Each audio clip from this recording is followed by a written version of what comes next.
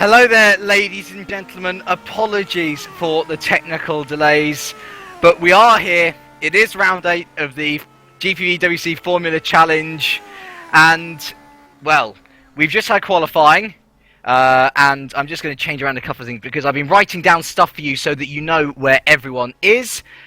You might have noticed my name's not Liam Jenkins. No, I'm James Kirk. I'm going to be replacing him for tonight. Oscar Hardwick also is not here, but in his place, we've got a brand new GPVWC commentary debutante. I'd like to introduce you to Mr. Lewis McGlade. And how are you, good sir? I'm pretty good. Yeah, I'm excited to see what's going to happen. You know, we've been discussing things about the championship standings with Gagzella on top, and with all these drivers, I can't wait to see the start and see where it all goes from then over the next. It's 14 laps, isn't it? It is, certainly is. And Formula Challenge starts have been known to be pretty special for many various reasons. But hopefully we'll have a nice start here today. Of course, turn 1, a career where we are. Very, very deceiving, very tight left-hander. And so hopefully we won't have too much worries there. Right, so obviously qualifying is over, but I can take you down the top 10. So, surprise, surprise, Emmanuel Gagzella has actually taken pole position. Though not by much as usual, actually. We've got a new man, I hope I don't mispronounce his name, Due Tapper. Only 1/10 behind, which is actually pretty special, considering Gagzella usually thrashes the rest of the field. Then in third position is John McLean for Mia Zurich Racing, and then a good qualifying effort from Thomas Jacobs for United Racers. United Racers actually had a bit of a nightmare last time out, no points scored at all, but he's there in fourth. Adrian McNaughton, Gagzella's teammate, is up in fifth. I think he didn't have a very good time out in Canada last time out either. Then we've got David Fiddick for Simic in sixth, Matt Clipp for Royal Blue in seventh, John Moreau for Multi21 in 8th, Ari Niemanen for Karjala in 9th, and then Pedro Malim, who took his first race win out last time, rounds out the top 10. So I'd say it's a pretty expected top 10 from seeing the top 10 in the actual championship and seeing where Malim was in terms of pace last time out. But certainly plenty of chance to, gain places and things because, this is Formula Challenge, and although you could say that there's plenty of clean races out there with 40 drivers, this is, aimed to be at the new drivers, and I'm sure that mistakes will be made in these 14-lap races that we have coming up. Yeah, I mean, Niemanen, he's down in 9th, and considering he's second in the championship, I think he needs to be putting in a bit more to get higher up if he's to challenge Gagzella at all. But it's when you do what you said, look at the championship standings, the top 10 here is not really too surprising, especially not with Gagzella's pole. Well, you say, he's in 9th, but in the end, from what I've seen of Formula Challenge, the best thing is just to keep scoring points. And as long as you keep your car on the road, then you will score points, hopefully, because remember, the top 15 score points, and then even if you are out of the top 15, the top 15 to 20 get reversed for race 2, and I think it's just the continual points hauls that Niemanen is getting, which is why he's in that position. Of course, by the old GPVWC standings, we haven't fully updated the proper standings, but by the official standings on the website, he's 14 points ahead of Hoekstra, and it's actually a pretty close battle, only about 30 points or so separating second to fifth. So, plenty to still win and lose there. I mean, you look at Gagzella, who is by these standings 140 points ahead. Remember that a race win is 25, so that's almost 3 race wins ahead, with Gagzella not scoring at the same time. I mean, that must be pretty daunting, and surely people must be setting their sights a little bit lower than possibly the championship win, and even at this early stage. Definitely. I mean, at this point, with an 140-point gap, considering Niemanen sitting on 114 points, so it's over twice his points, it's all about looking at what you've got and what you can achieve.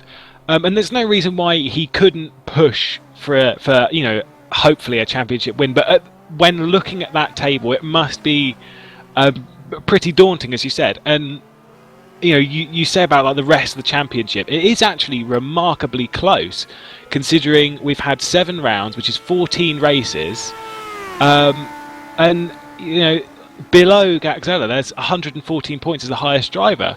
It's actually remarkably close below him, and it's really quite exciting to see. And as you said earlier, consistency is key here. It's almost like a F1 2011 championship, isn't it? You've got Sebastian Vettel riding off into the distance, but as a matter of fact, you want to be looking at the battle behind, because there's still plenty to be looking at there. Actually, just a quick note. I've noticed I've got a number of +5 place grid penalties here. And John Monroe, who is 8th, or got 8th on the grid, is one of them. And so he will be moved down to P13. That pushes Franz Schneider up into the top 10. And I think Franz will be on quite high, because in World GT just last week, he took his first front row. Yeah, he took 2nd place on the grid, which is actually fantastic. And 7th place in the race as well was brilliant. So he's going to be on a bit of a high, and I know how much that affects drivers, because Roy Schroten in particular, he had pretty much a podium in Austria World GT and revolutionised the rest of his GPVWC career up until then. So yeah, maybe that one result will be pushing Franz to go just a little bit harder today. Actually, although the Drivers' Championship is a bit massive in terms of the gap, the Constructors is not. Still very much catchable in both areas, especially with 2 drivers from both teams. So Storm is leading with 330 points. Dimink is almost 100 points behind on 236, and then Karjala is almost another 100 points back on 142. But clearly the Constructors is a completely different ball game, because you've got one person non-scoring and another team 2 people scoring. That's essentially 1 free race extra that you've caught on your rivals. Yeah, I mean, this is the thing, is that with these kind of championships, when it comes to the Constructors, it's about having 2 consistent drivers. In some cases, I mean, the Storm Racing, they've got Gaxella going completely for the championship all out and scoring extremely high points, which is obviously helping the Constructors' Championship. But then you've got McNaughton, who's in 6th place in the championship, who's doing a pretty good job at just getting those few points, getting the points that the Constructors need. And that's where Constructors' Championships can be won or lost. It's not just done by one driver, it's done by teamwork between a pair of drivers. Teamwork is what everyone will need to get around this track and to stay in the points. We've got about 5 minutes left of warm-up for you guys, and then we'll be into our first race. But I must say, so far, from looking at the Formula Challenge, I do think it's a great place for new people to start out, actually, because our race administrator Dave Carl Smith was putting up this point to us earlier on in our private chat, in that the variation of times in the field is extremely spread out. I mean, you see a similar thing actually in World GT, but with a field so big at 30 to 40 per race, you'll find time gaps of say 7 seconds, and so for a lot of people, there's always someone to battle with, no matter how fast you are, whether you are the likes of Gaxel. I mean, Gaxel's got Tapper to even battle along with now, or even at the back, there's still a chance to have great battles, and it's just a brilliant championship for you to get started on your GPVWC career. Well, even in any career in sim racing, this is a great place to start because of the, as you said, the variation in speed. I wouldn't say it's extreme in the consideration that we have 30 or 40 drivers on the grid. When you look at Formula 1, there's say 3-4 seconds between first and 22nd between 22 cars, but it's that time change that it's extremely motivating for any driver to look at it and go, oh, I'm 5-10 seconds off of first place. But if I think about it logically, there's so many drivers that I could be dueling with the pace that I have now. And that motivates you. That means that you can then get better and progress. The only way to really get faster and faster and faster is with practice, and sometimes practicing with other people on the grid to motivate you. It just makes you go faster and faster and faster, and so that everyone has someone to race with. And it is extremely motivating, and that's why this is such a great place to be. I love the live timings as well. I mean, as a part-time sim racer myself, I do absolutely love going for people's time. You know, I'll look at those timing screens and I think, right, that's his overall time. Which sectors can I individually improve in? And you're absolutely right. It's just all part of the learning process. And I'm sure that a number of people in this championship, I mean, you know, there'll be a couple probably going up to Super Cup, maybe even finding, if they're lucky, reserve drives or maybe even full Super League drives. But there'll always be that core number of people who will be coming here next year and thinking, right, this is my year. I've, you know, had my rookie year. Now is the time to improve. And yeah, I really do hope that we see a lot of people progress into next year, because obviously it's lovely to see so many people wanting to attend these races. I mean, yeah, there's a number of sim racing communities or leagues where, you know, you will have nowhere near these numbers. Yeah, and so yeah, overall, great to see so many people joining up. Great to see so many people progressing in this particular championship as well. I mean, you look at Thomas Jacobs, for example, who's 4th on the grid. I think in his first race at Melbourne, he wasn't even in the top 15, if I can remember correctly. And so already, that's showing great signs of improvement. Yeah, I mean, as I said, the only way you can improve is with practice. And, you know, to say that if that was the case, you know, it's 15, whereas now he's 4th on the grid, he's had a podium this year, going very strong, and there's no reason why any driver on the grid can't do that. It's just about practice, and sometimes timing helps, because the fact that this has weather, we have weather here. Yes. That really can spice some stuff up. I mean, it spiced some stuff up in Canada last time out. You know, it's just, the weather is such a good feature, and it makes things so much more interesting. And for the people lower down, getting the strategy right, it's the same as in Formula 1. You know, if you pit for full wet tyres at the right time, then you're going to be just so far up in the points in comparison to where you could have been maybe if it was just in the dry. It's all about timing, and it can make things extremely interesting. Right, I must say, actually, if it is wet, you'll probably need to tell me, because I'm in this server without RFE this time. Alright, yeah, so we're just hearing that there is no rain due, so hopefully we should be alright. But if there is rain, you're going to be the one to tell me, because I can't see it. Right then, so we've got 30 seconds left, and one of the main things that we've got to watch out for here is that the track temperatures, I mean, off chance of rain, yeah, it's 35 degrees temperature on track. This is really, really bad for the tyres, and especially around this circuit as well, where there's a number of heavy braking zones, a number of really corners which are really hard on the tyres. We're actually expecting pit stops here, which is very unusual for a Formula Challenge race, and I'm sure this will actually be the first time for a lot of these guys that they will have had to pit stop and possibly seen more chance to possibly get up the order through strategy.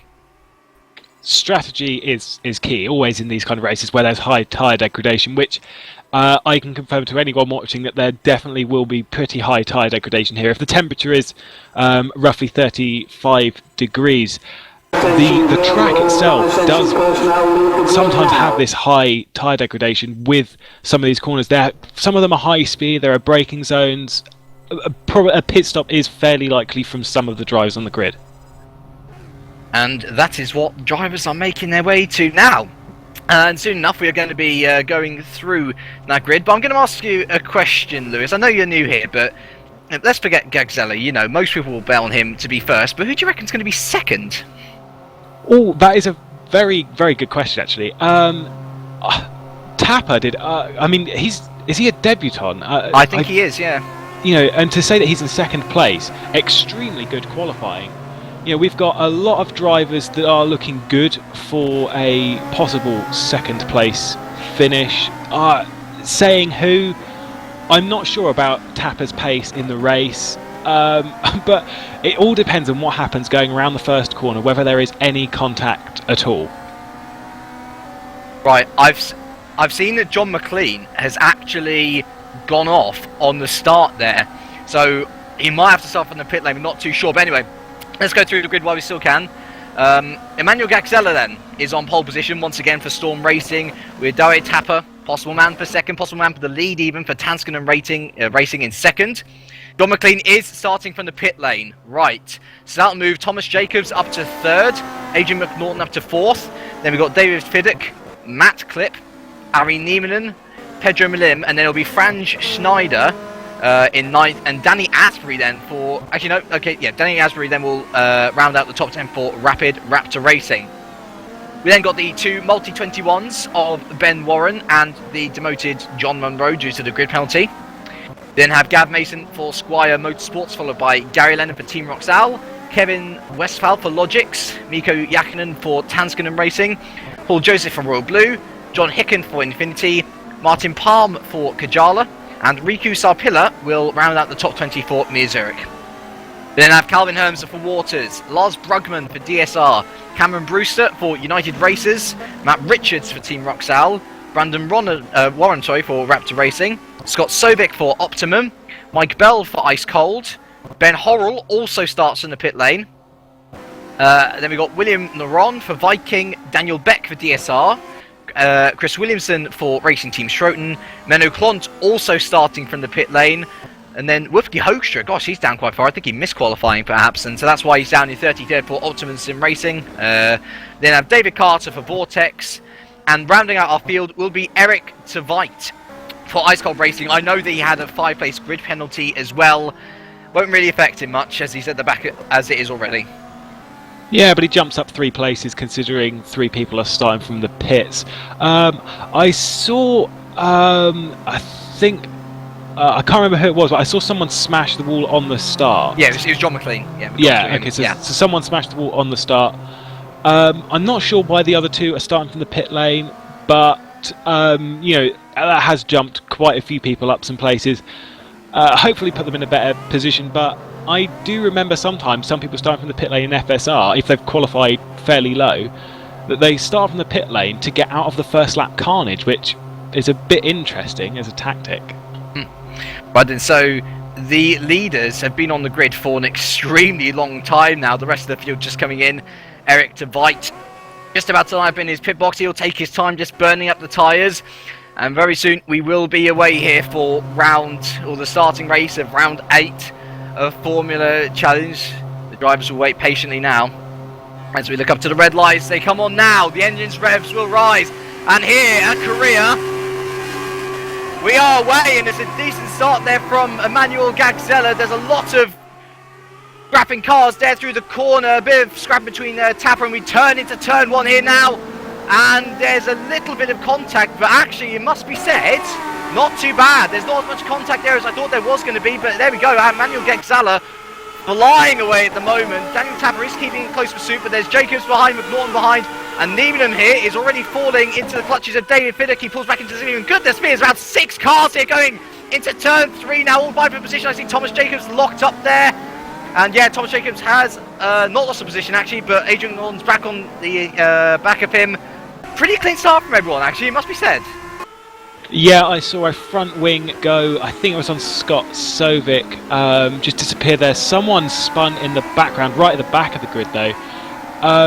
But all in all, actually, it's been pretty clean throughout the grid. You know, there's been a few contacts here and there, but with 30 odd cars on the grid, that is to be expected. But good start from Gagzella, good start from Thomas. You know, as you said, contact not really too high so far. Gagzella leading by just under a second, and it must be said that Tapper is keeping pretty close to him. We've seen Gagzella usually fly up into the distance due to some form of contact further back. Not the case here today, and Tapper, if anything, seems to be actually catching him over the course of this lap. And then we've got a little gaggle of cars behind, led by Thomas Jacobs. We've got Adrian McNaughton, and there's Niemann in there defending hard off Fiddick. Fiddick looking the fastest driver at the moment, trying to find any way around. And is he going to have a look through? Surely not, no. I reckon he's going to have to look into turn 1 possibly before anything is done here. But watch out behind. You've got Schneider there, you've got Malim there. Westphal and Clifford not too far off in the distance as well as we complete lap 1. And look at Tapper, he's right on the back of Gagzella already. This is pretty amazing stuff to take the battle to the Romanian. And can Tapper do anything to turn 1? No, he cannot. Let's have a little look further back. Oh, Fiddick's alongside Niemann, and Fiddick has got the position. He is up into P5. Tapper made a little bit of a mistake coming out of turn 1. It looked like he got the rear end a little bit out and had to correct it. Went slightly over the white line, probably dropped him back maybe about 3 or 4 tenths. So He's looking very racy though behind Gaxella, so hopefully we got a race for a lead on our hands at the moment. It certainly looks like it, but what a great chance to debut in Formula Challenge. You actually have a race for the lead. As we were talking, Ari Nieminen has overtaken David Fiddick for P5 and P6, so that position has changed once again, and Nieminen is starting to pull away from Fiddick as we see it now. There's a little battle between P8 and P7, though. We've got Kevin Westphal trying to fend off Pedro Malim. In fact, I think Westphal just overtook Pedro Malim. Pedro not very happy. He was looking like one of the faster ones in free practice earlier, and I think that obviously losing a position in this early part of the race will not be something that he'll be too pleased with. Yeah, I mean, speaking of other duels, there's been Palm and Warren down in 14th and 15th, having a little duel, getting a few other drivers such as Joseph and Brugman involved. But so far, the racing duelling's been pretty good. There's, as I said, only a little bit of contact from the start, but we've got a couple of duels throughout the grid, but not too many when you look at the timing. Kappa's already back to within 4/10 there of thinking, oh hello, McNaughton's gone wide I think, and David Fiddick's actually got past Nieminen, so perhaps it's worth keeping an eye on this battle here between P5 and P6. Nieminen and Fiddick getting particularly racy today, and all this is going to be playing into the hands of Thomas Jacobs, of course, who's starting to pull away from the battle. I don't think he's necessarily catching a lead, and look at Tapper there, he's within 2/10 of Gaxella. I think no one has ever been this close to the Romanian in this opening few laps of a race one, at least. You know, I know that there was one race in Malaysia where he didn't win race one. He's won every other single one, and he's got to be mindful because Tapper's clearly looking to try and make the move, and if he gets ahead of him, who knows what he could do defensively. Do you know what? Bold statement here. I'm actually going to state that Tapper is a little bit faster than Gaxella at the moment, considering the fact that he did make a little bit of a mistake, dropped back maybe 3/4 of a second, and he's still closed that gap again. I mean, I know he's in the slipstream when it comes down the straights, but don't forget he's in the dirty air when it comes through some of the high-speed corners where you require the downforce. Tapper's looking extremely good on the pace on the rear wing of Gaxella. It is a bold statement, but I think you're actually absolutely true. But what we've got to keep in mind here is, of course, the reverse grid. I know it's a bit early to be talking about that now, but even if the positions stay as they are, Tapper will then be ahead of Gaxella, and there we've got Westphal. Sidewell is pretty much on the back of Malim now. Malim has been able to get past Westphal once again, but these two have been battling tooth and nail, as have Fiddick and Nieminen. It seems like the Civic boys get themselves involved in all lots of battling today. They won't like this though, especially as they're embroiled to try and catch up to Storm, who are first in the championship. Yeah, I mean, as we said earlier, it's all about being consistency. You know, don't get me wrong, you've got to duel with the other drivers, but when that becomes dangerous in the fact of, you know, you could cost, you know, front wings, just general, even a DNF, you've all got to be mindful. It's all about focusing on making sorry to overtake you, to overgo you there, but Tapper has been looking on the inside of the last turn to try and take Gaxella here, and he's, well, I think he pulled out a bit too early to go into turn one there, but Gaxella goes wide. The Romanian is under pressure. The man who has not been broken all season is really under pressure here to try and keep Tapper behind. And keep in mind, we're not even a quarter of the way through this race. And also, you keep in mind, Thomas Jacobs there, he stayed within 1.6 seconds constantly of these two. And any confusion that comes between the two, and that might very well be a free position for the Englishman.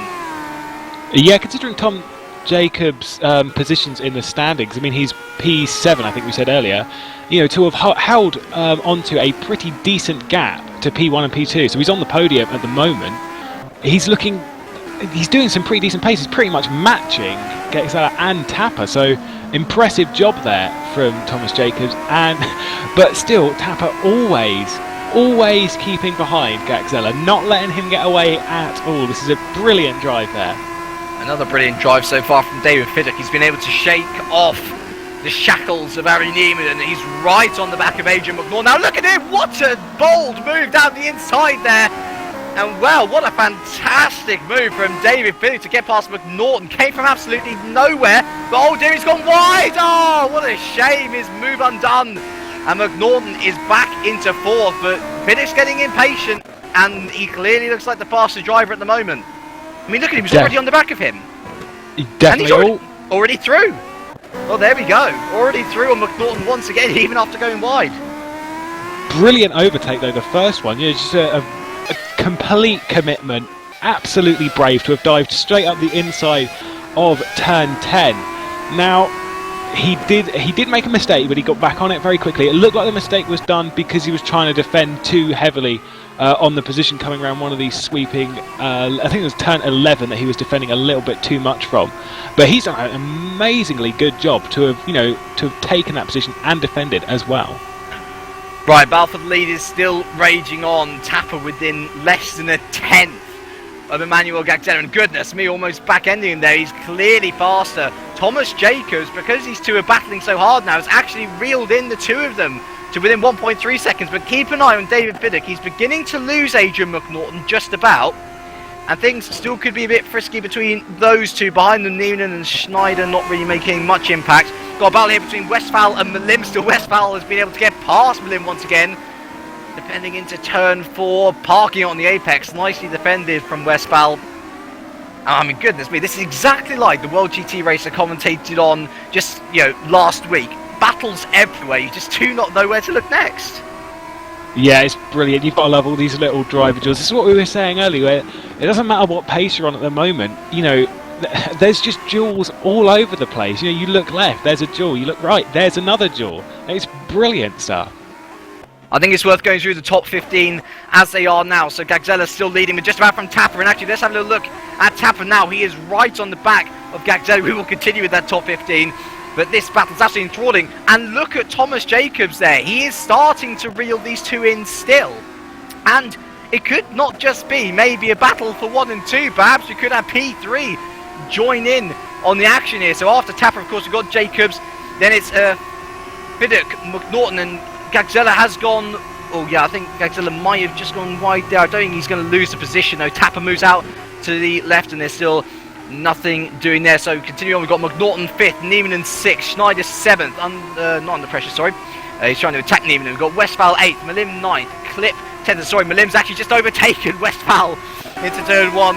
Once again, so they're still going at it. We've got Gary Lennon 11, Paul Joseph 12, Danny Asbury P13, Gab Mason P14, and Ben Warren rounds out our point scorers at the moment. Tapper still can't find a way past though, and you must want, Gagzella, he's had practically no defending to do this season, but when he needs it, he's clearly showing how to do it here, keeping Tapper behind. And on any other day, with any other driver, would have said Tapper would have been through almost instantly. Here, it is not so easy. Gagzella is clearly a top-class driver for this field.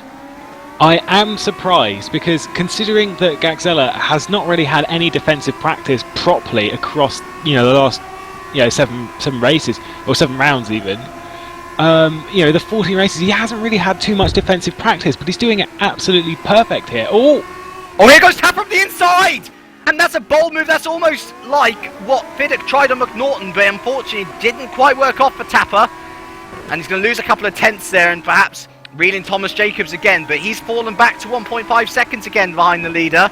So, perhaps not on the ultimately fast pace, but Tapper, he's starting to make moves.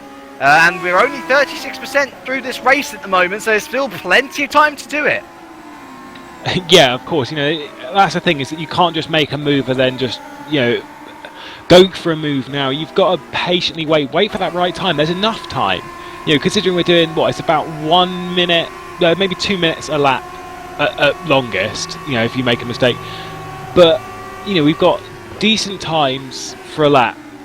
And across 14 laps, there's a lot of time, a lot of opportunity, and it's about making the right move, not just making any move. I'll tell you what though, P3 in the championship, Hoekstra down in 28th place. He does look like he's struggling. That's, he just doesn't look comfortable. I think there's something wrong with his setup. I think I saw that he has not driven this track before for a start, and less setup time, wherever it's not come from, you could say, is always going to hurt a driver.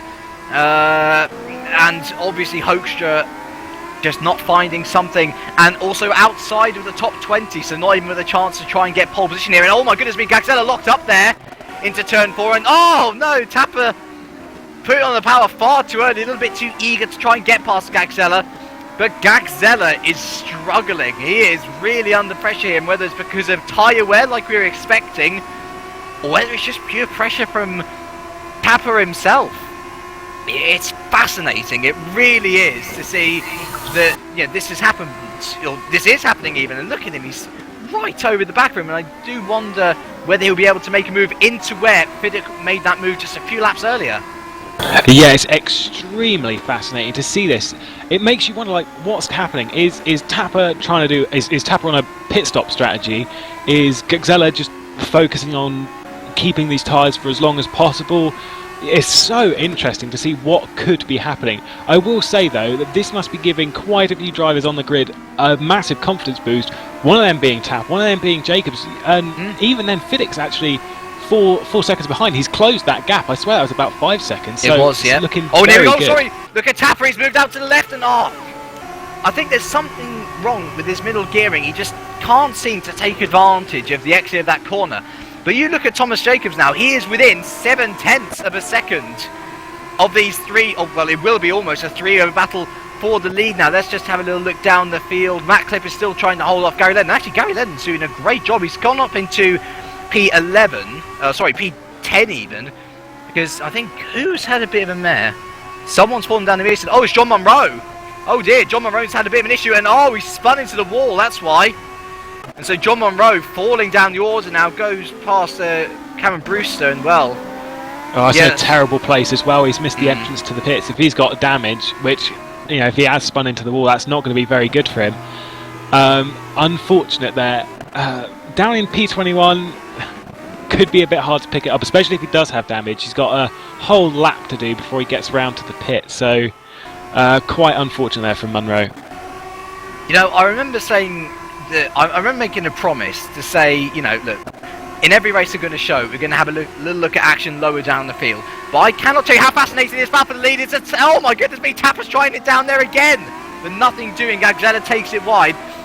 But this is really the first chance we've ever seen a battle this close for the lead. I mean, even Thomas Jacobs was within 2/10 of Tapper at one point, and look, it's in this middle sector. This is where Tapper gains the most time. He is all over the back of Gagzella once again, and sorry for not showing you any positions or fighting lower down, but this is one to watch as we are halfway through this race now. Yeah, I'm going to state that Tapper's probably on a higher downforce, because if you look at his traction, especially coming around here, he's got so much more traction and so much more acceleration, and he's so much better through that second sector. It's just, he can't quite make the move stick going down any of the straights. Very interesting stuff. I will state that he's probably on a higher downforce setup though, because of some of the corners through the second and third sector. I think that because he is gaining a lot of time through those two sectors. Because any time he loses through here, he just gets back immediately. It's fantastic. We're 8 laps into this race, and there's still no pit stops. So I am wondering whether we are going to in fact see pit stops here today, or whether it's simply going to be a fact of conserving the tyres as much as you can all the way through. And actually, talking of tyre conservation, that is where Thomas Jacobs got his podium from in Hungary. He no-stopped, I think it was race 2, and from that got a podium simply by staying out for that long. The only 2 people ahead of him were Gagzella and I can't remember off the top of my head who else it was. But if he's got better tyre conservation here, and if Gagzella and Tapper are on these high downforce strategies and burning up their tyres like no one else is doing in the field, perhaps there is a chance here for Thomas Jacobs to catch up, although he has fallen back quite a bit since we've had a look at him here.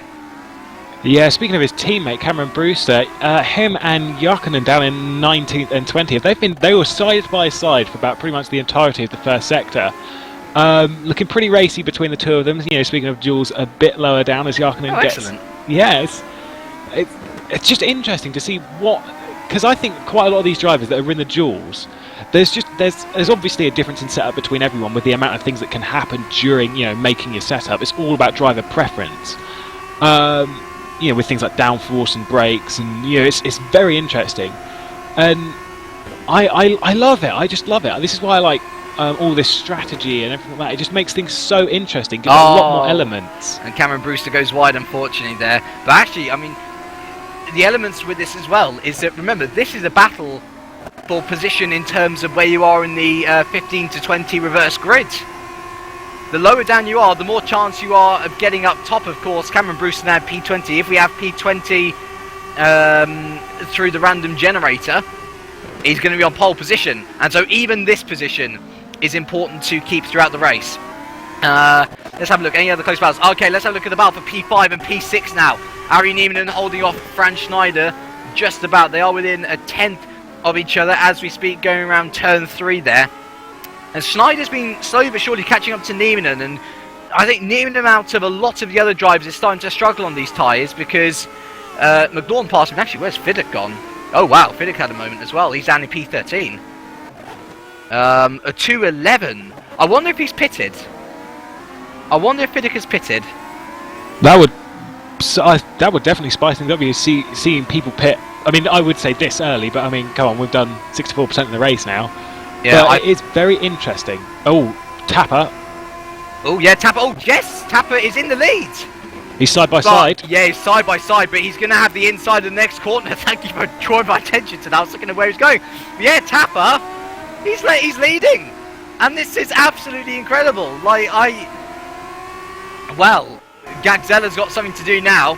As you rightly say, we're over halfway through this race now, and let's have a little look at what Gagzella can do. Look at Jacobs there as well. He's not far behind, so perhaps this is tyre wear. Yeah, I wonder if this is tyre wear. I wonder if this is. I mean, look how far behind Gagzella is now falling because of Tapper overtaking. Tapper's starting to go off into the distance, and if anything, Jacobs is starting to catch Gagzella himself. It's incredibly interesting. Tapper had been on the back of Gagzella since lap 1, and he's gotten past him now. There's got to be a lot of confidence boost from that. But you look at these top 3, Tapper, Gagzella and Jacobs. They are nearly... Jacobs is 8... Tapper's gone wide. Tapper has gone wide, and he's come on track just behind Gagzella.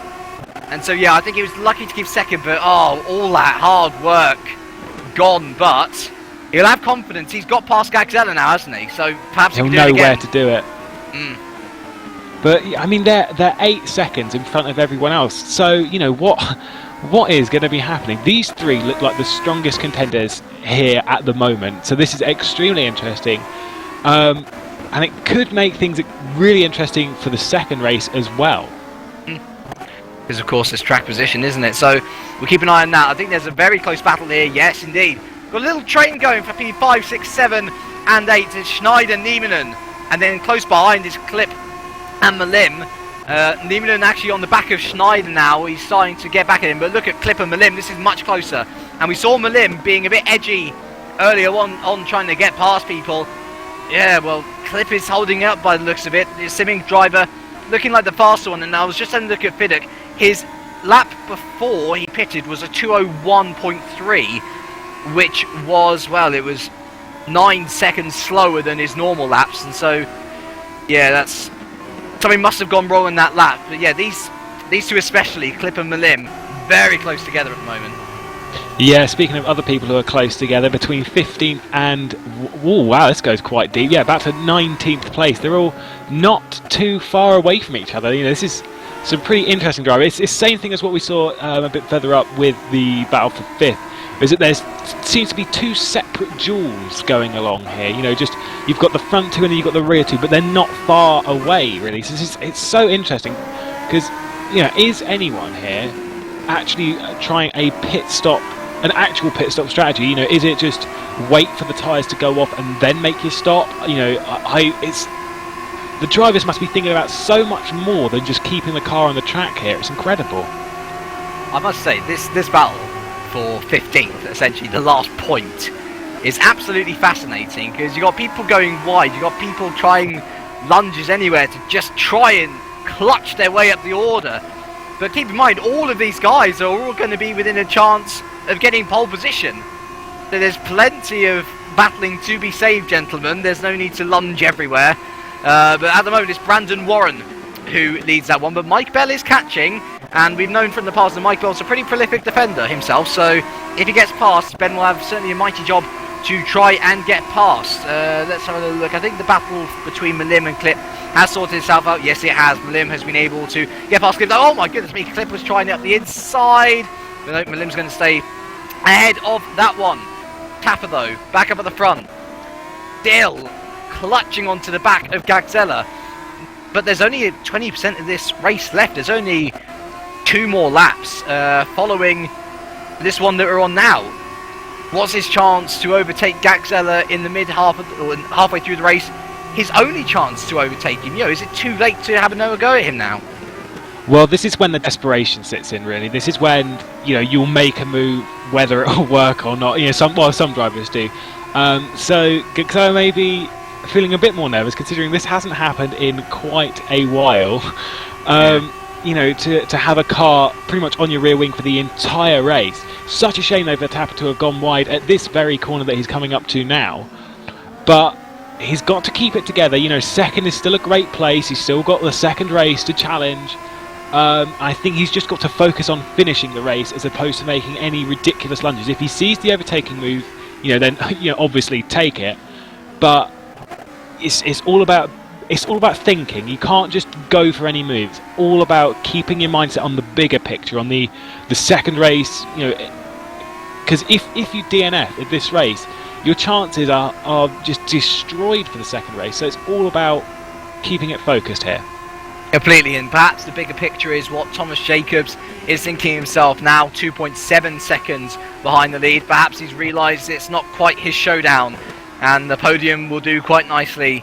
Thank you very much, equaling his highest ever finish, but Tapper wants more. Tapper wants this race win. And at the end of this lap, we're only going to have one more to do it on. He's going to try and probably stick up anywhere he can, but Gagzella will absolutely want to try and do anything. And look at him, he's looking everywhere to try and get past, but this is desperation. This will be a desperation lap if ever I have seen one. Someone is finally taking the battle to Emmanuel, and it's all going to start here. We are on the final lap here at round 1 of 2 at round 8 of Austria. Gagzella though, he has just done the fastest lap of the race in response to Tapper, but Tapper is still right with him. He doesn't care about who does the fastest lap. He is right behind him, and although we won't see him close up so much in this sector, it's all about sector 2. Can he make the move which he did earlier stick this time around? Oh, it's going to be very interesting. It was turn 10 where I believe he made the move earlier. He's looking very strong through there, and can he do it on this lap? Will he just make a random lunge through any of these corners? It is so interesting. Every single corner he can, he is putting his front wheels against Gagzella's rear wheels. Can he make a move on this last lap? He only has about 14 corners to go. Can he do it? Everyone loves a little bit of last lap action, and I tell you what, I've watched every single Formula Challenge broadcast so far, and this battle between Tapper and Gagzella has been the one which I am and have loved the most. From start to finish. Oh! No! Oh my goodness me! And well, that's a truly astonishing end to the battle. And Thomas Jacobs, we were talking about him just staying there, taking the podium, and Gagzella and Tapper have come together, and he now leads the race for United Races. He's 12 seconds ahead of the next, 7 seconds ahead of McNaughton. And what an astonishing end. I cannot believe it. Gagzella's still going, so I still think he's going to get points, as is Tapper. Tapper's going to stay behind though. But round the final corners, he comes out of absolutely nowhere. Thomas Jacobs takes the first win here at Korea for United Races Motorsport. Adrian McNaughton finds himself on the podium, somehow there in second, and Franz Schneider too. This is second. Well, it's a podium. It's brilliant. Pedro Malim comes home fourth. McLeod will be fifth. Gagzella still came home sixth, amazingly. Ari Neiman will come home seventh. Dawi Tapper, after that incredible battle, comes home seventh. Paul Joseph ninth. Ben Warren will come home 10th. Piddock, after having a nightmare somewhere along the road, was 11th. John Hicken will be 12th. Yakinen just holding on to 13th. Mike Bell 14th. And Lars Brugman here, there's still battling going on throughout the field. Lars Brugman is, I think, just about going to hold on to 15th. He scored a point in World GT just last week, and he's going to score a point here in Formula Challenge as well. But goodness me, Lewis, what an astonishing end to what was the most astonishing battle that I have ever seen in Formula Challenge. Wow, is all I can say. That was incredible. I mean, credit to Thomas Jacobs to have won the race. Fantastic. Wouldn't have happened without that crash, obviously. But, you know, even then he would have got a podium. But fantastic win to have even kept that close to the top two. But, wow, what happened between the top two? What happened between Tapper and Gagzella? It was the speed differential, wasn't it? I know. What I will state, though, is that Tapper took out Gagzella's rear wing, coming around, I think it was turn 9. Yeah. So there was a rear wing loss there. Didn't look like Tapper actually lost his front wing, though. So I think from that, you can say that Tapper was, you know, conscious that he'd made the mistake, because he slowed a lot. Slowed. I think Tapper knows he was the one who made the mistake. I think he is sorry for what he did, just looking at what happened on that last lap. Yeah, well, fair play to him as well to let him have the position. He wasn't even in the position behind him. He lost out overall to Niemann, but well, there we go. Yeah, we're hopefully going to have a replay up for you to see just what happened. But I mean, that was incredible. That was incredible. You know, we were expecting him to be faster in Sector 2. We were expecting him to make some kind of move. But that was incredible. I did not see that coming from a mile off. And we've still got another race to go. Absolutely brilliant. And I tell you what, I'm just going to get on to find out who is on pole position for race 2. And the candidates are Lars Brugman, Gav Mason, John Monroe, Calvin Hermser, Cameron Brewster, who is, of course, Thomas Jacobs' teammate, and Brandon Warren, who lost, well, goodness me, he lost 5 places there, actually, because he was in the final point position, but there we go. I shall just get on to that, but, well, my word, words escape me. I'm utterly speechless after that last lap. That was incredible. That was truly spectacular. But yeah, let us find out then who is on pole position in 3, 2, 1. Finger of fear. And okay, it's number 15, and so it'll be Lars Brugman then who takes pole position. I shall just send the message off to Mr. Administrator. So, obviously, I mean, I'm not sure whether you've seen any of these past reverse positions, but usually they've been a little bit more... they've been a little bit more interesting when we've had more of the slower people up front, but still, you know, the people in P15 were something like a minute off the lead still, so plenty of opportunity to see loads of battles, and of course the main challenge here now for the likes of Gagzella, for Niemann, for Tapper, Jacobs, is to get through this slower field. Yeah, of course. I mean, you say about the people down in P15, you know, being a minute down. That's after 14 laps. They weren't actually too much slower, and you know, with a defensive drive, there's no reason why they can't keep that, or at least score a podium. So I think this will make this second race extremely interesting. And considering Gagzella, he's not going to be happy with what just happened. Then, no. How much is he going to gun it for the lead in the second race? Funny thing is he won't even have track position on Tapper, will he? Tapper will still be ahead of him. So, yeah, that's going to be a tough one. I can't see them chatting here in the race room. I saw Tapper apologising. I did see that. If I was Gagzella, I'd be taking that into a private chat, I think, because, well, to lose the lead as well. To lose the lead, you know, it's terrible enough when you lose it from a point scoring position when someone just backlines you, but to lose it from the lead, you know, especially, you know, I don't think Gagzella will mind as much as possible, because obviously he's got that 140 point gap margin on him. and it'll only be a few points lost overall. In fact, to be fair, he didn't even lose any points on Nieminen, did he? He actually finished ahead of Nieminen. But it's all the heat of the moment, isn't it? Yeah, and obviously, if I was in his position, I'd be extremely frustrated with what just happened. Yeah, I mean, you can't help it. Even with this massive points lead, you've worked so hard to defend that position, and it's been taken away from you. I think, I mean, in his position with like the lead he had, considering what we just saw, it was a massive spectacle for everyone watching at home. I don't think he can be too irritated, considering his points lead. I mean, I kind of get the irritation. I would be pretty irritated by that. But you've got to understand that for everyone watching, that was fantastic. Oh, absolutely. It was the first real battle we could see. I mean, obviously, there have been many.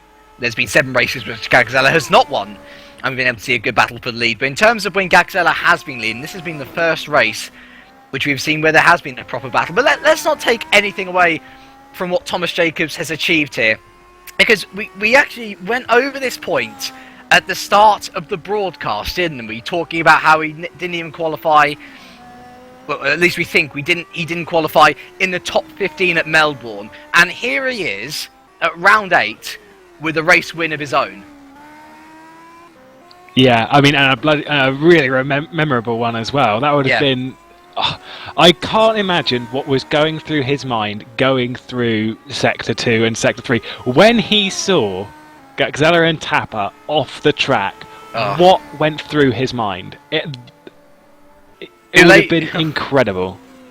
Elation, nervousness, the screaming voice in the back of your head saying, "Keep it on track!"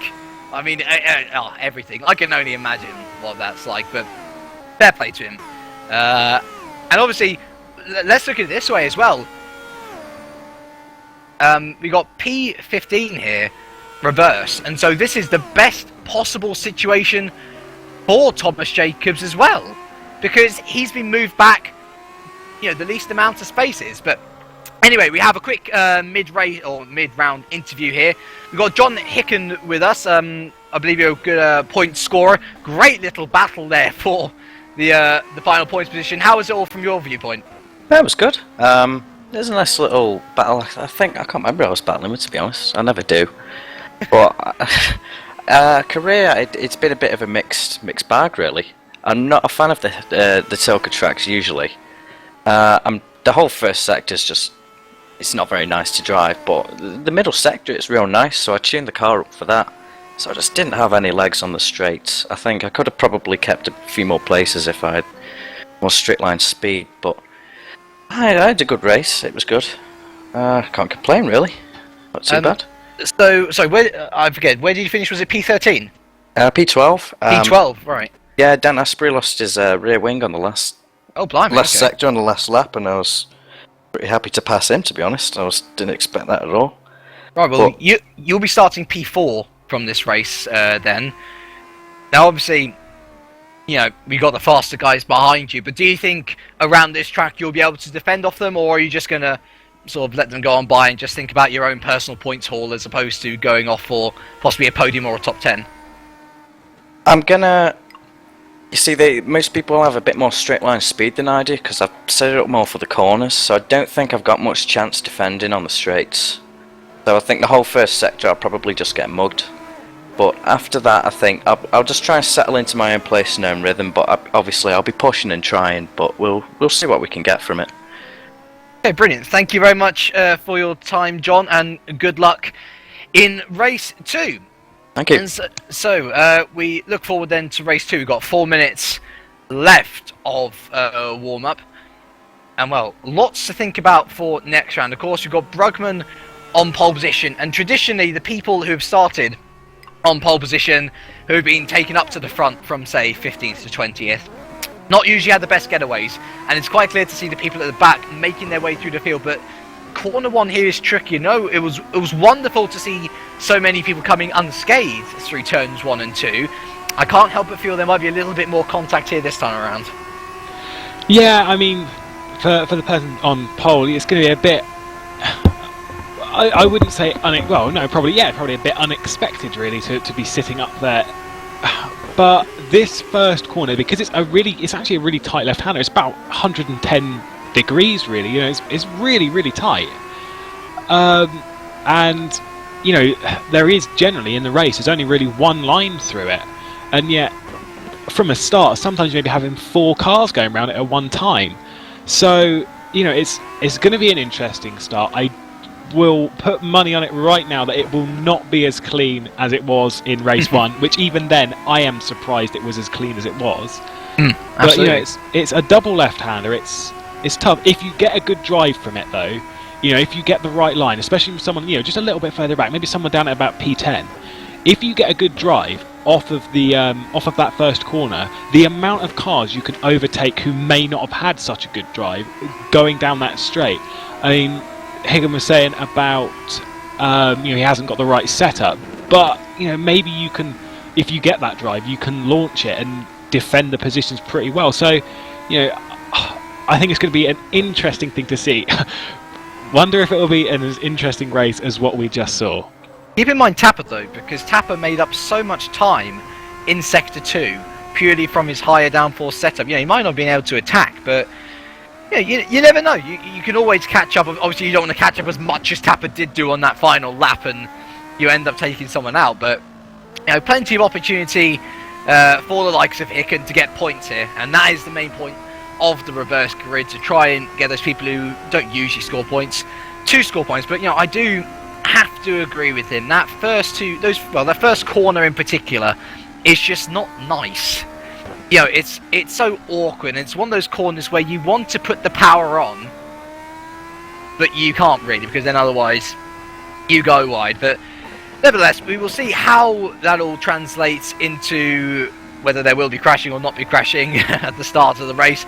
Got a minute or so left of warm-up, and I am actually going to ask you now who you think might be gunning for the race win, because obviously we've got Gaxella near the back, we've got Jacobs near the back, Tapper near the back, plenty of opportunity for the likes of Niemanen, you know, Joseph, and possibly even like, you know, Brugman or Hicken, you know, depending on what happens behind them, you know, to possibly steal maybe a podium here even.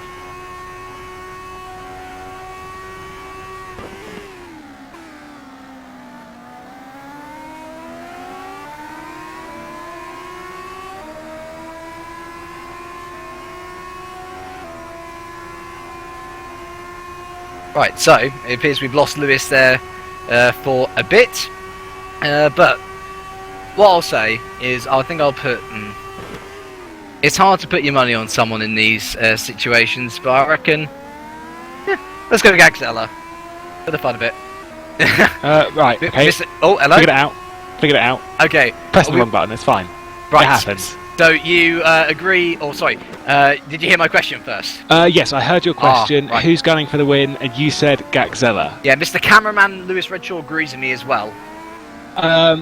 Who is going to win? Such an interesting question. As I was saying whilst realising I was pressing the wrong button, I said that the pace differential around the track has been less than what I thought it was, in the consideration that it is a 1 minute 53, well 53 is what they're doing now, but 1 minute 50 lap, really.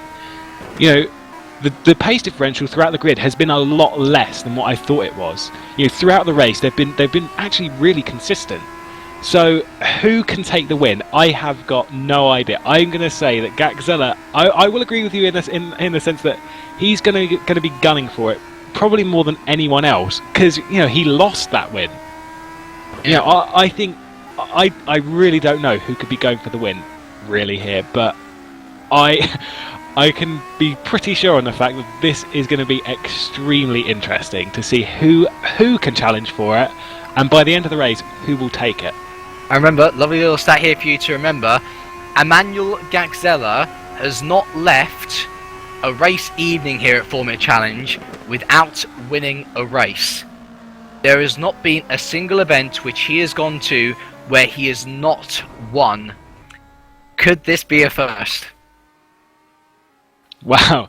There is only one way to find out, and that is to wait for them to all get ready on the grid. This could be extremely, extremely interesting. Can he take a win?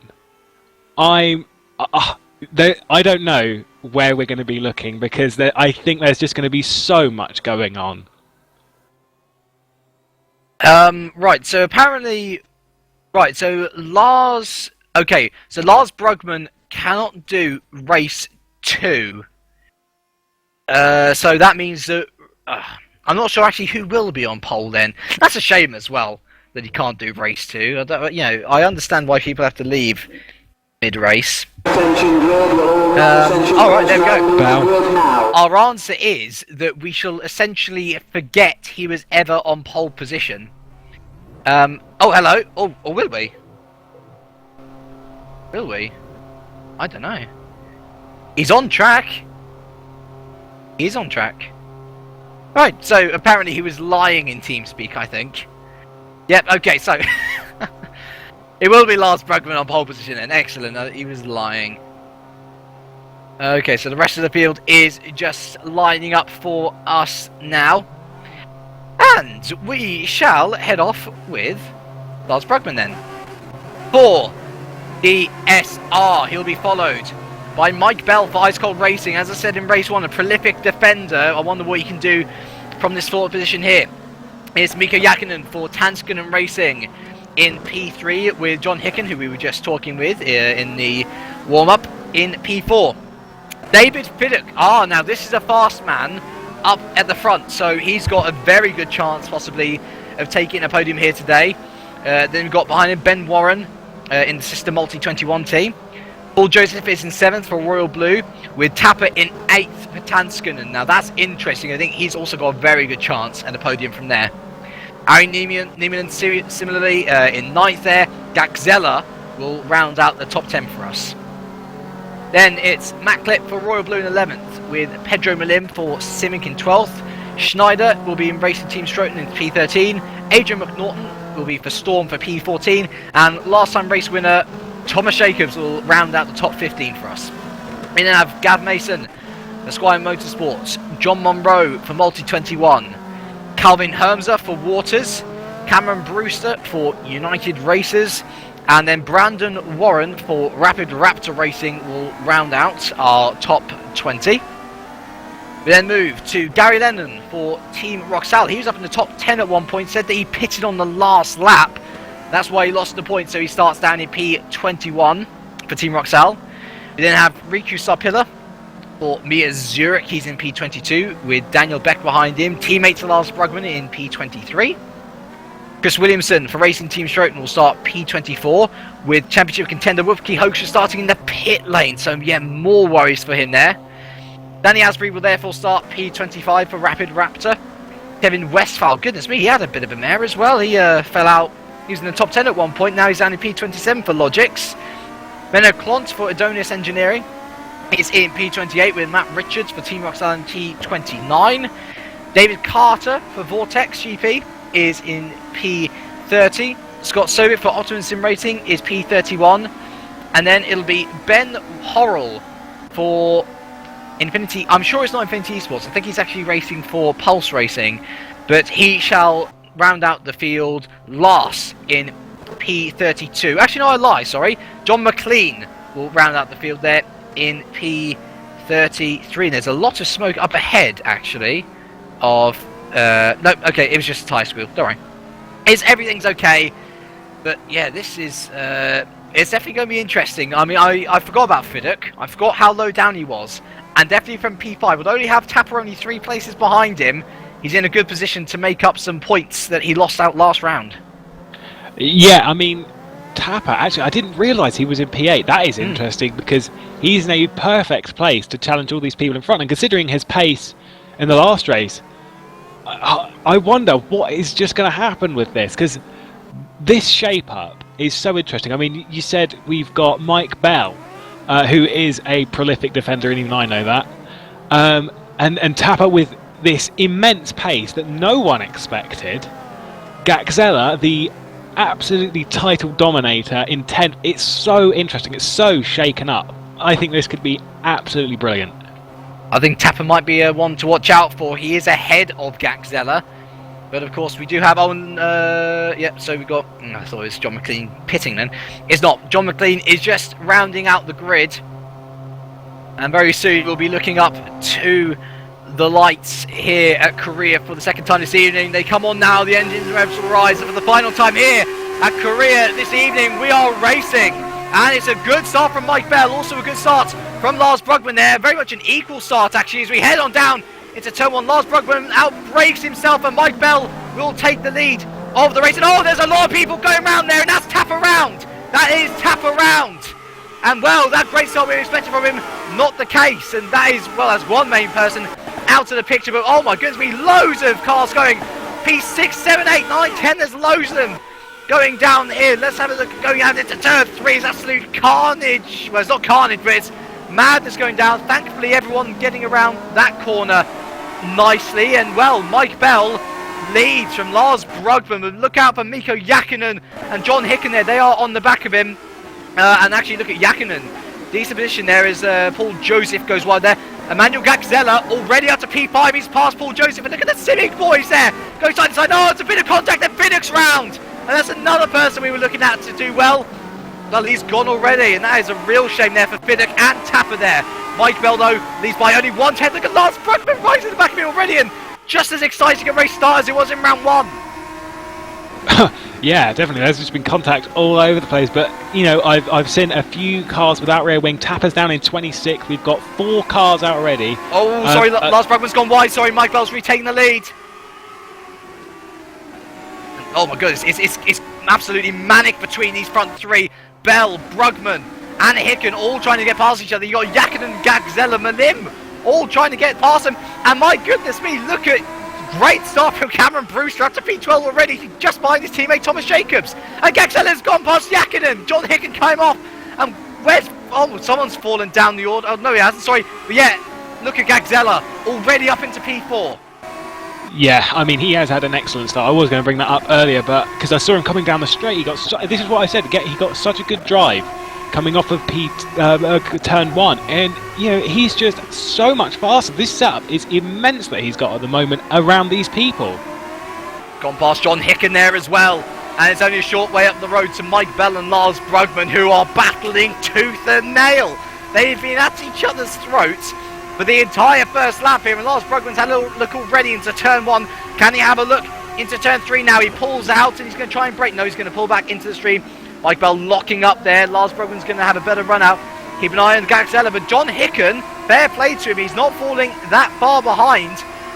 Behind there, Jäkkinen and Malim are fighting. There's the 2 Royal Blues of Joseph and Clip alongside as well. As you look up to the bow for the lead, Mike Bell defending off Brugman. Gagzella is there in the mix, and if Brugman is not careful, oh, and oh my goodness me, there you can see just where Gagzella's going to stick his nose. Yeah, I'll tell you, who's looking racing behind him, or who just made a mistake coming out of that corner there, was Hicken. He was so close to the back of Gagzella going through that left and right. Yeah, but he's just made a mistake coming out of the left-hander as he got up the hill. I believe that's turn 6. It was just a slight mistake. It put him off the track and lost him a position to Malim. Great start though from Gagzella. I can't believe he's up into 3rd place already. Oh, but he's got Pedro Malim right on the back of him. And I should say to Mr. Cameron, if you get a chance to go back and have a look at Lars Brugman overtaking Mike Bell, what a move. Outside of turn 6, I think it was. But here, look at Malim's got past Gagzella. And he's right onto the back of Bell. And oh my God, there's a lot of changing down the order there. Far too much for me to worry about. But yeah, Malim is on a real charge. And he's got past Gagzella already. And oh no, Lars Brugman's gone wide again. And Malim.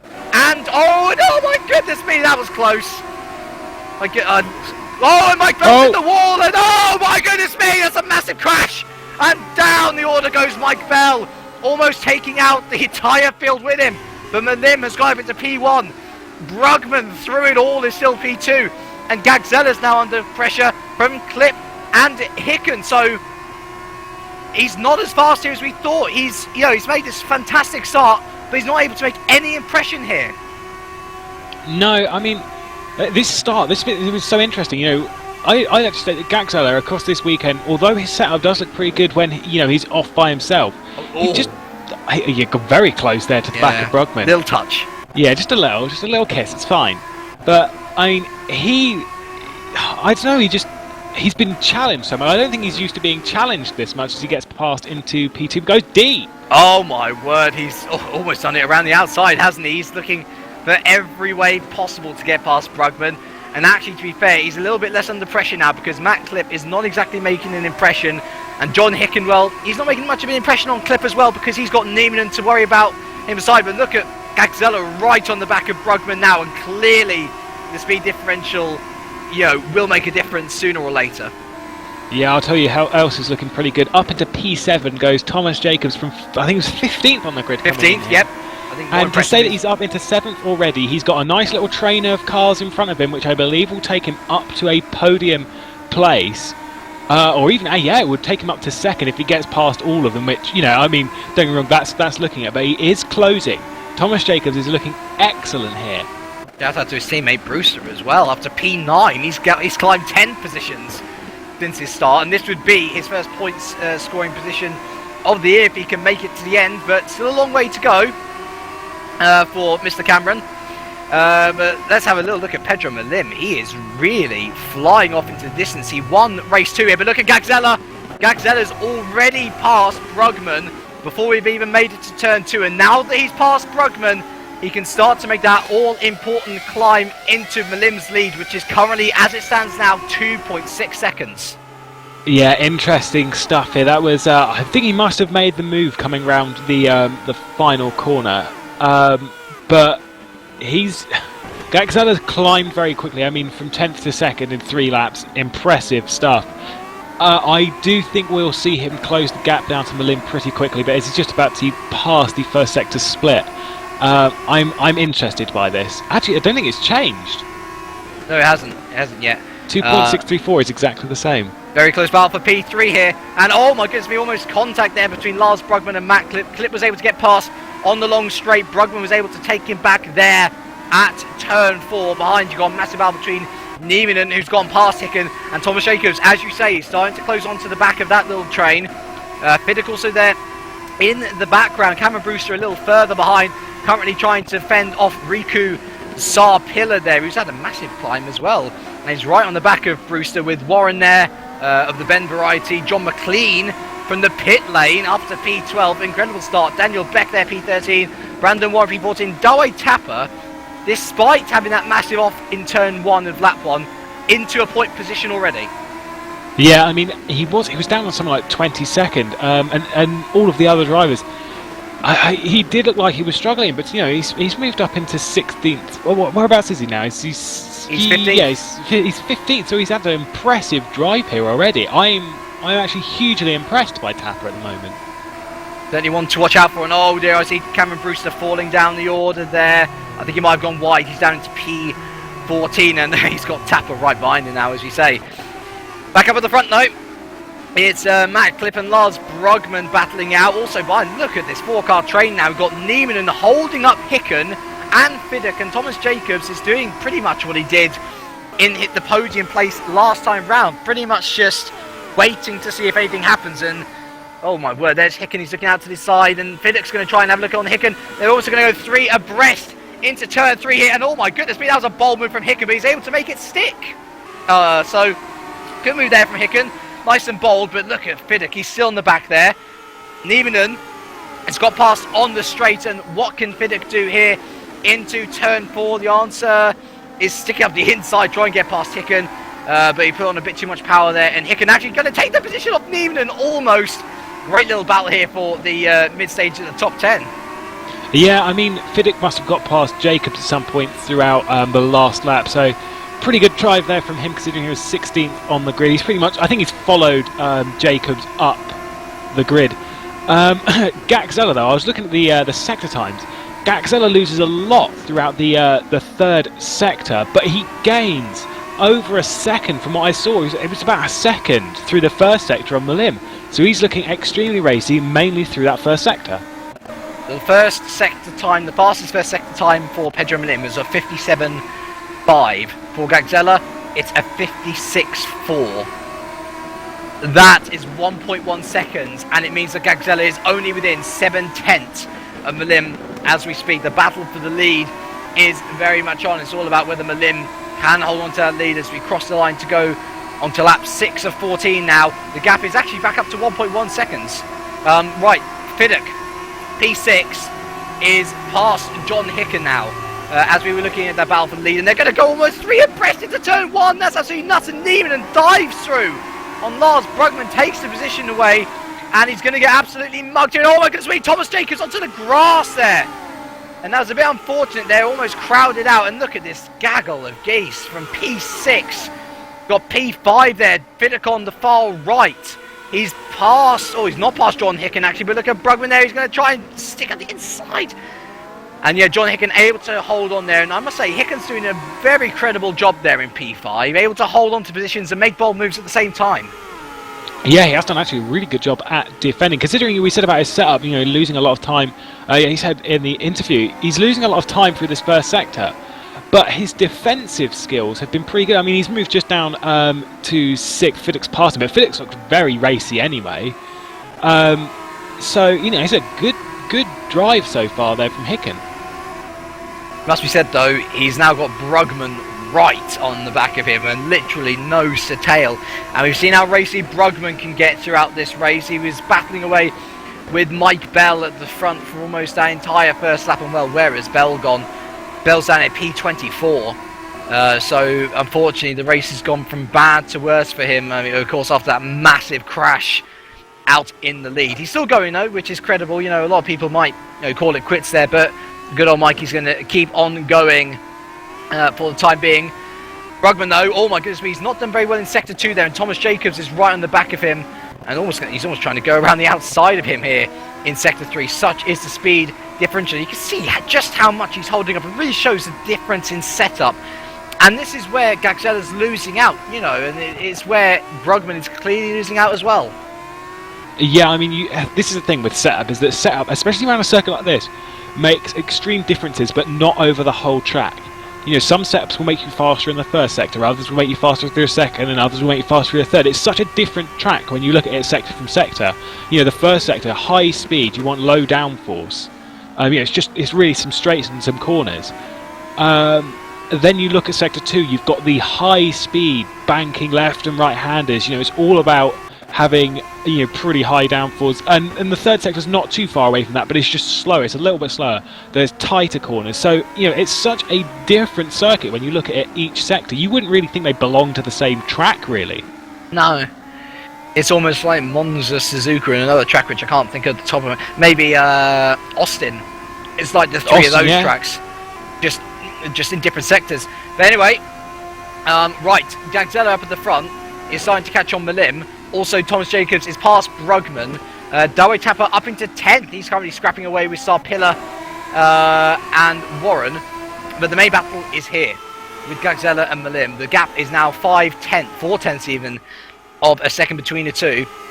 And ever since Malim has come into GPVWC, he has also been noted for his defensive driving, and especially around here, you know, it's easier to defend, say, than others like Monza, where there are straights. Gagzella locks up there, but Malim's got a lot to do to try and keep Gagzella behind, and Gagzella is hungry for a race win. Need I remind you that he has not had a race win on a race evening here at Formula Challenge to date. Yeah, I mean, Tapper's now up into 9th, by the way. But I know what you mean. I mean, defensive skill around here.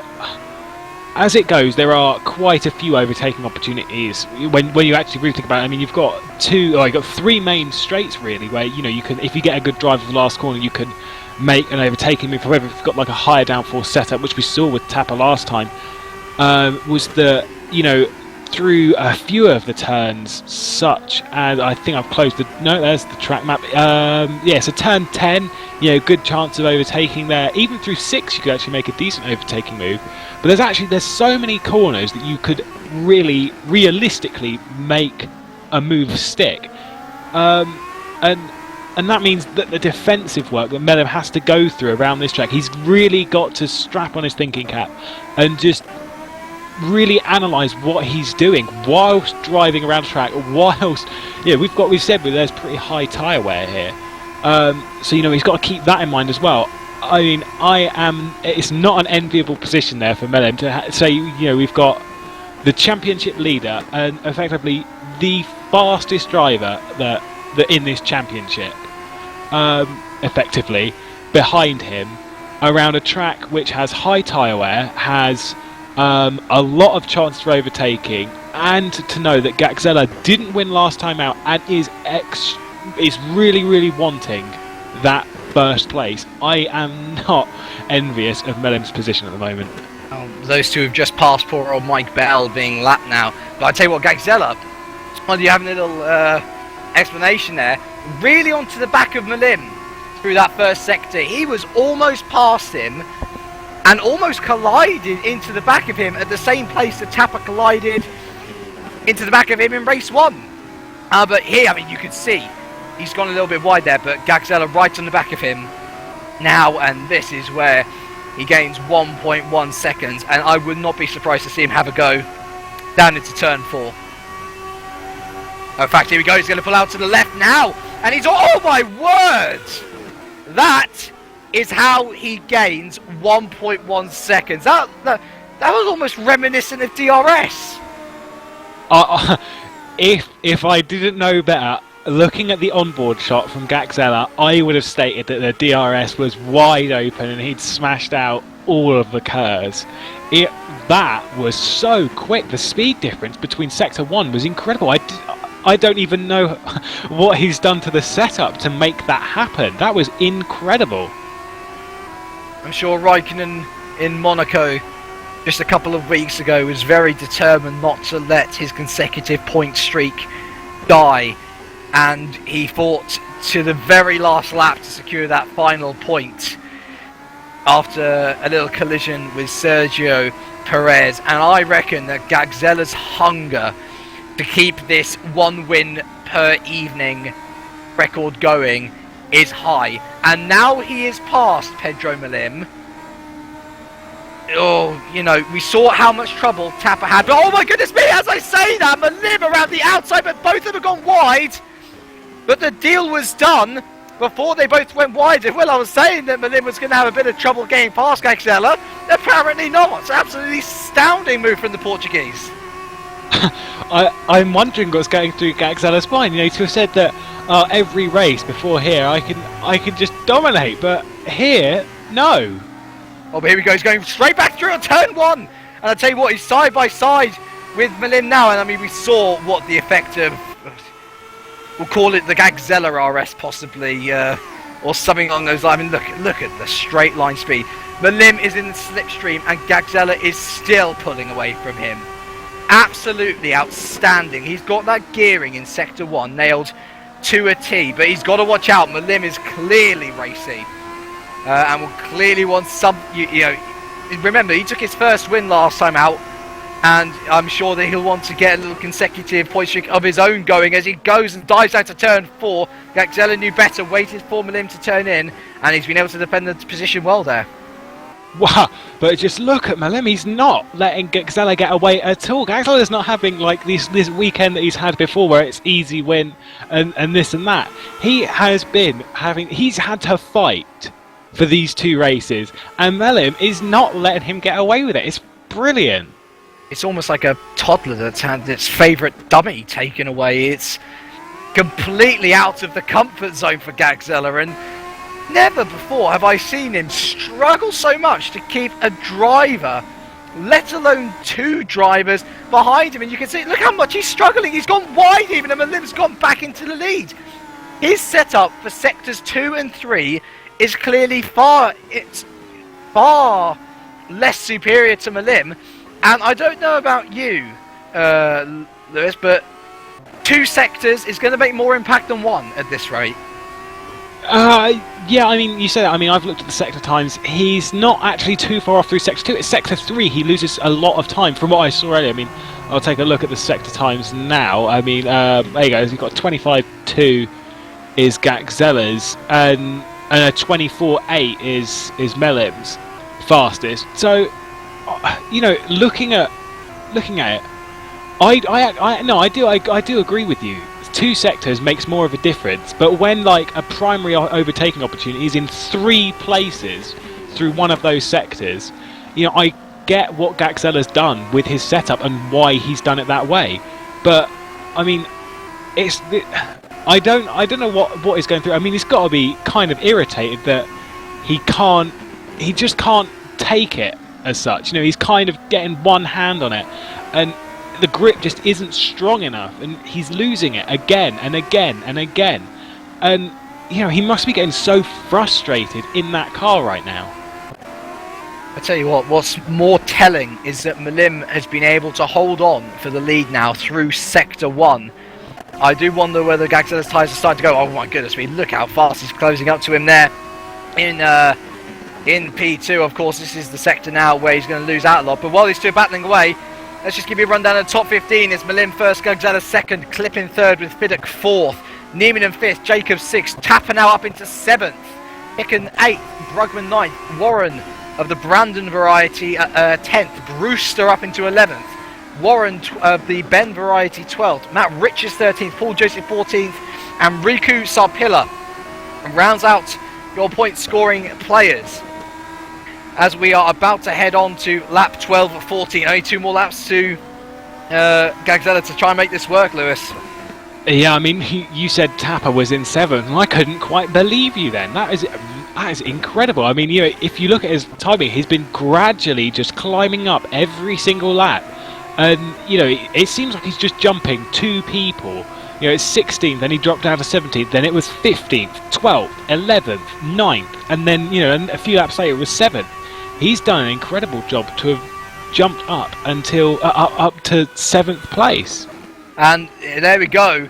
We're just going to lead there, and Gagzella through pure speed is through, but not before Malim was able to get him on the cutback. Gagzella went deep, and so this shows that he still can make something work. And here he goes, going to have a little go into turn 4 now. Can he stick it around the outside? Malim pretty much parking it on the apex, trying everything to keep Gagzella behind, but we know that Gagzella is getting faster and faster through this second sector, and I wonder whether he's going to try and make a move on Malim like we saw Fiddick do a couple of times in the race before, and what even Tapper tried to do on him the race before. No, I mean, look how fast he's almost going to the outside, and can he switch back to the inside? No, Malim cuts across, and Gagzella is going to have to try and wait one more lap, I would think, before he can do anything. There's a little battle going on actually between let's see, there's Fiddick and Neiman about to go off. Actually no, Neiman and Jacobs even, sorry. They're pretty close, but there's a closer one between John Hicken and Lars Brugman. These two are at it at the front of the field. Now they're at it in the midfield, and Lars Brugman's looking every which way to go about him, but there's nothing doing. Keep in mind, Brandon Warren's not far behind as well in P10, so this could become a 3-way battle very soon, and Cameron Brewster as well, with Ben Warren not too far in the distance either. Yeah, I mean, this is what we're saying, is that there's so many jewels throughout the grid, you just don't really know where to look. I mean, but looking at Gagzella's driving, I'd say that one mistake he's making is that just coming up to turn 9, he's doing what Tapper did, that what I thought Tapper was going to do. Through turn 9, I thought Tapper was just going to lift, but he kept flat, and that's when he tapped the back of Gagzella in the last race. But I thought Gagzella was just going to lift off ever so slightly so that he's got going into the braking zone of turn 10, which is where I expect the move to be. He doesn't quite make the move then, but speaking of Gagzella trying to make a move, he's just keeping behind Mellum at the moment. Lap 13 of 14, only 1 and a bit more to go from here. And yeah, look how close he is. We're getting a little message through from the people who know best that apparently Malim is weaving. Yeah, I did see that a little bit from Gagzella, in front of Gagzella. He is weaving just a little bit.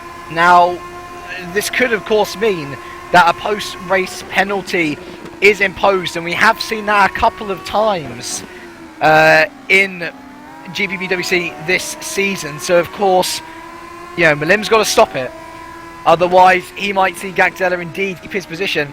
Oh my goodness me, I see very close battle between I saw Jacobs get past him for a bit there, but they've sort of broken off now. The battle, there's loads of great battles actually throughout the field. The battle for 8th, 9th and 10th is still raging on. And it looks like Brugman is still ahead of Hicken. Warren still a little bit behind. Oh no! And Hicken has spun!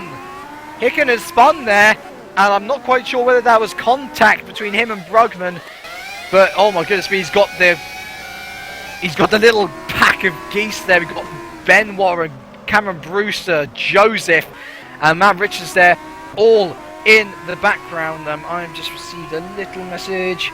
Oh, right, okay, so apparently Gagzella's been cutting himself, so perhaps there might be a little bit of consistency, or might be a little bit of leniency. I'm not sure. Either way, it is the final lap. It is the final lap, and well, the limb's still ahead. Just a note: Tapper and Jacobs, and indeed Niemann, all side by side for 5th, 6th, and 7th. And this is extremely close. We're going to be heading down to turn 3 now. They're going to be almost going 3 abreast, and not actually. They're going to be doing 2 abreast. And Thomas Jacobs, goodness me, what is he doing? Well, I'd say that was too aggressive. That was far too aggressive. He just rammed poor old Niemann into the curb, and that was poor driving. I imagine a post-race penalty will be applied if he doesn't let them back past again. He is slowing. Tapper as well. He is slowing. Oh, excellent. Right, there we go. So he's going to let both Tapper and Niemann round. But here we go, back to the lead battle. We've got Gagzella and Malim. The race is not ending here for either. Oh, no! Gagzella's gone wide! And, well, you saw how hard he was pushing. This might be the weekend where his winning streak ends. Can the Portuguese man, Pedro Malim, hold on for a second consecutive win himself? Still a lot to answer for. I see still a little bit of shaking down the field there, but Pedro Malim is just going through the final sector now, and surely Gagzella's the second behind. This is his weakest sector. And yeah, not much more the Romanian can do now. His winning streak is well and truly over. It's Pedro Malim who takes the second win in consecutive evenings here at for GPVWC. Gagzella, though, will take a well-deserved second, still leading the points championship in the drivers by playing. Oh, we got a little battle overnight as well. Look at Clip there, just holding on to David Pinnock for 3rd and 4th. Tapper's going to come home 5th. Ari Niemann just holding on to Thomas Jacobs for 6th. Lars Brugman, though, still battling over 8th and 9th here. Very close between these two, and it's still not very clear. I think Lars Brugman will just get in home ahead of Brandon. Look at him, he's right on the back, and Brandon is going to pull out. How closely on the line? Brugman takes it by literally hundredths. Hicken in there as well. 200ths of a second. 200ths of a second, that's extremely close. Ben Warren comes home 11th. Paul Joseph 12th. Matt Richards 13th. And Riku Sarpilla comes home 40th ahead of Cameron Brewster, who must have had a little mistake there at the end. But still a point for Brewster. He will be happy with that. It's his first point in GPVWC, so good job, sir. I believe it's Sarpilla's first point as well, possibly. Yeah, there we go. An exciting battle to the end once again. And Gagzella denied a win in a round for the first time this season. Absolutely astonishing stuff. Yeah, great driving from Melham. Amazing defensive stuff. I mean, I think he will be a bit under investigation for the weaving, but as you said about Gagzella, it did look like he was cutting some of the corners. So, interested to see what happens there. Perhaps the race could go to Matt Clip. Who knows? Who knows? Who knows what's going to happen now after this weekend? Oh wow! There's been weekend. It's like Tuesday. It's fine. That's my mind going. Yeah. I'd say, well, let's have a little look. I mean, I'm just looking at the top 5 now. Hoekstra has non-scored. Pinnock has scored, so he's definitely going to overtake. I imagine Jacobs is going to jump up the order as well with his win and 7th place overall. Niemann's done well. He's probably... Actually, no, to be fair, Niemann will not have caught up at Gagzella, though, because Gagzella outscored him in both events so amazingly, despite it looking like a less than good weekend for Gagzella. In reality, it's not really been that bad. It's just by his own standards that he's kind of fallen down this week. No, I mean by everyone else's, like what's been happening consistently throughout that grid recently, which, to be honest, consistency throughout this grid has been a bit all over the place. It's great stuff. But Gagzella, if he just repeats this kind of weekend again and again and again, I mean, considering he was leading for most of the first race, he pretty much should have won the first race. If he keeps this kind of weekend up, he's going to be champion way before the final race of the season. Are we seeing the Sebastian Vettel of Formula Challenge? Who knows? Yes, definitely. Right then. So, we are now going to do some interviews, as is customary, at the end of a fantastic race like that. And who do we have in the room with us? Right, so we have Mike equals stupid in the room with us. Mike equals stupid. Oh, I feel so sorry for you.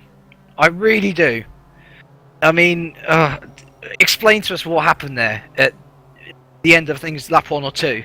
Well, obviously trying to keep hold of the lead, trying to build a bigger gap as I could through the fast sections, because I was running a very low downforce setup and was weak through most of the lap, and it's just made a small mistake at probably the worst part of the track to make a mistake, and slammed into the wall and had to wait for everyone else to go past before I could recover. I don't think anyone else was involved, which was good, considering being at the front of the pack as close as it was. But yeah. It certainly made for spectacular viewing, but perhaps we can take some positives from this. I mean, you certainly would have had the pace to stick at the points. Yeah, exactly. No, you've led a race. That's more than others could say. So, I mean, plenty Didn't to expect look forward that from today. No, absolutely. And of course, I think if I'm correct, Formula Challenge is heading to one of my personal favourite tracks next round, which is Turkey. Is that a track which you can particular favour? I mean, we know that you're a very prolific defender, and it's kind of hard to get around Turkey in most places, it must be said. Well, I mean, I didn't really know Korea up until when I started practicing for this event. I mean, I already know the Istanbul track like the back of my hand, so it's a case of trying to find the best line rather than a line that will get me around the track in a decent time.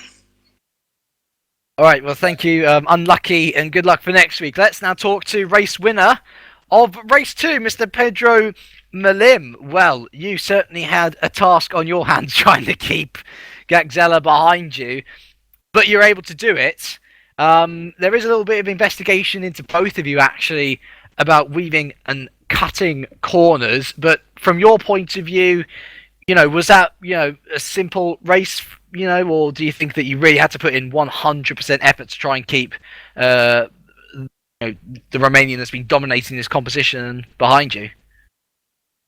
Well, it was certainly more than 100% today. It was really hard to keep him behind. I had so high wings to be able to pull away in the last sector, but he had awesome top speed. But it was the setup was good enough to keep him behind and get the win. So this is your second consecutive race win on an evening at least. Gagzella's has been broken. Do you think that you can take the fight to him in that little stat of the year? Do you think you can try and beat 7 consecutive race wins on an evening? Well, beating that is a very hard task. I can say that I will do it or not, but I will fight for my win. I think I can beat him a couple of times at least. He's too far ahead. I don't think I can get him in first position, but at least in the races I have the chance to overtake him and keep him behind. All about personal glory. Well done on your win, sir, and thank you for your time here. Now let's go to John Hicken. Hey, good race. You got good points as well. Yeah, it was good. I could have done a bit better if I had a bit more top speed, but my god, I had to fight for that one. That was really tough. Had a really quite long battle with Lars. There are a few questionable moves from, well, either of us, to be fair. So I think I'll just leave that one as it is. Racing incidents. I'd say racing incidents. There was one time when he did what I would say is quite a courageous weave into the. I'm not sure if you saw that, but into the T1. That was quite well. But I think we were giving it as good as we got with each other. It was quite a hard battle, to be fair. I was trying to keep up with Dave Fiddick. He's got unbelievable amounts of pace, so to be able to stick to his gearbox for long as I did, it was quite an experience. What am I on about? Quite an achievement. I think I overtook Mike around the outside of turn 5. That was quite interesting on lap 1. I think I asked Mr. Cameraman to look back at that. Hopefully we got a shot of it, but it was pretty impressive. It was a bit of an opportunistic move, to be fair, but it felt really satisfying to do that. I've never made a move that good, to be fair. But yeah, I had a really good race. It was great fun. Lots of nice battles there. Very clean, very respectful for the most part. I'm just hoping I don't get investigated for cutting too much. I know there was a few times around turn 9 that I might have took a bit too much curb by mistake, but I tried to keep it within the white lines, you know. It's quite tricky when there's so much runoff on some of these corners, especially when you're battling with cars like that. Well, the viewers will decide, but save the moment, and great job on your points there, good sir. And we'll end off with a couple of the runners at the back. We have Scott Sovic here, and Wupke Hoekstra. Perhaps I can go to Scott first. Quite a quiet evening for you. I mean, was the battling around you respectful, like John here was experiencing? It was all right. I wasn't in too many battles, but the battles I was in, they were decent. They weren't absolutely brilliant, but I was able to fight cleanly. But it was always a bad outcome for me because I just kept losing positions all the time. Ended up being me wearing out the tyres so much that I had to pit for new tyres just a couple of laps from the end. So I'm disappointed, but There's always next race, isn't there? yeah, also, but I don't know. Istanbul is alright actually. So I got some laps in, so I'll be prepared for that one. Well, best of luck to you, good sir. And we shall, we got a little thingy from Pedro after this, but let's finish the interviews here with Wupke. Well, I mean, Thomas Jacobs and United Racers had their nightmare weekend last race in Canada. You've had a bit of a nightmare weekend here. No points scored. And especially with actually Tom, who you've been battling with most of the time during this championship, getting a race win as well here. Are you hoping that this was just a one-off as well? Yeah, I'm pretty sure it's a one-off because I got taken off in lap 1 once again. I can't help that because it was not my fault. And in race 2, my computer crashed and R factor crashed and everything crashed. So basically everything messed up. So the game forgot how to steer to the left, and I had to start from the pit, and I didn't want to do that, so I quit. But yeah, awful weekend. And of course, to end of my race 1, I had a spectacular crash with Chris Williamson. I think unfortunately we missed that because of the crash up front, but it is it's obviously one to forget. But can you take any positives forward to Istanbul? No, not from this race, but from my other races I do. So and yeah, I've never liked Korea, so Istanbul should be a lot better. Oh, well, there we go. Thank you all, gentlemen, for your time. And Pedro, you just want to say a little thing? Yeah, I want to thank Dave Carr-Smith for the help during the race, and Oscar Hardwick. He was the one behind the setup. He did a 2-minute setup that was so awesome. The win is also for him and for Dave, of course. There is no I in team, I think, is the saying, Lewis. There's a T and E, an A and an M, and there's 2 M's in Pedro's second name. So I don't know what you want to take from that, but I tell you what, we have seen absolutely brilliant racing today. I'm so glad we actually got the chance to commentate on this because an astonishing evening, really has been. Yeah, definitely. I mean, we've seen everything, from great duels, some unfortunate attempts at moves. Obviously 2 different winners. Gaxella didn't win across this evening, but was battling in both races. I think a load of drivers throughout the grid can take positives from this race, and that was fantastic. A great evening of racing there. We're not sure whether we're going to see next time. It will probably be Liam Jenkins and Oscar Hardwick as normal back with you in 2 weeks. And if that is the case, they will see you at Istanbul, where hopefully we'll see just as good action as we saw good night. But From us then, and from all the drivers, take care and enjoy the rest of your week. Goodbye for now.